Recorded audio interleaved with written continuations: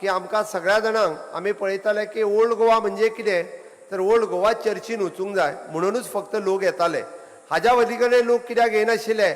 आज जर लोक हांगासर येता आसत जाल्यार कित्याक येता आमी म्हणटा नरेंद्र महाराजांच्या मठात वचपा खातीर येता. आमी म्हणटा गोवेश्वराच्या देवळात आमी हांगासर तेजें दर्शन घेवपा खातीर येता. हो बदल आसा. पोर्तुगीजाच्या कार्यकाळात तांच्यांनी सगळ्यात पयलीं व्हडलें आक्रमण कोणाचेर केलें. तांच्यांनी धर्म परिवर्तन करच्या पयलीं आमची देवळां नश्ट करपाचें काम केलें.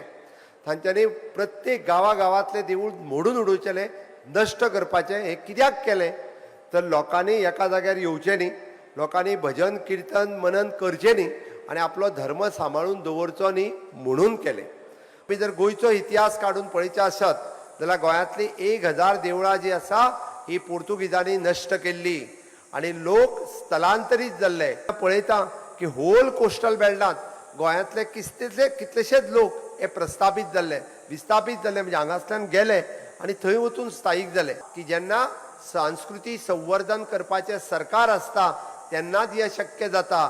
फाटल्या 50 वर्सांक कित्याक शक्य जावंक ना. तांच्यांनी केन्ना हिंदू धर्माचें रक्षण केन्ना करूंक ना आनी संस्कृतीचें रक्षण हें केन्नाच केलें ना.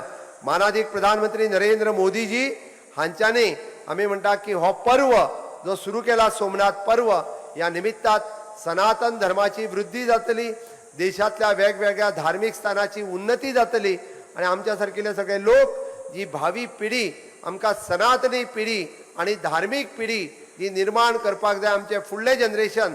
आमी जरी तांकां म्हणलें की जेन झी पण जेन झीक सुद्दां म्हणजे सनातन धर्म कितें आनी संस्कृती कितें हें कळपाची गरज आसा आनी तें कळपाक जाय.